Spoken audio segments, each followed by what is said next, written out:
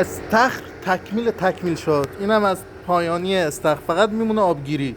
کفشو ببینید چقدر خوشگل شد، دیواراشو ببینید، وای خدای من چقدر خوشگل شد. SSI یاس دایوینگ سیمس.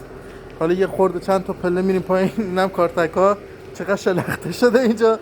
ببخشید دوستا که یه خورده برم پایین. آخه دیوارا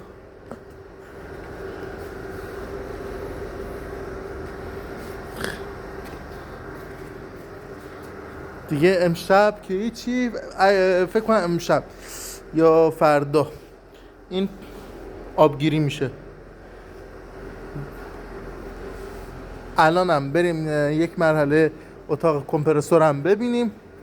اتاق کمپرسورم از جای قبلی، اتاق قبلی جابجا شد. الان میریم تو اتاق کمپرسور. اینم از اتاق کمپرسور جدید.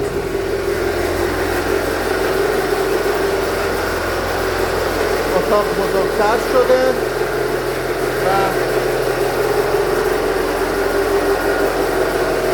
خیلی خوب شده.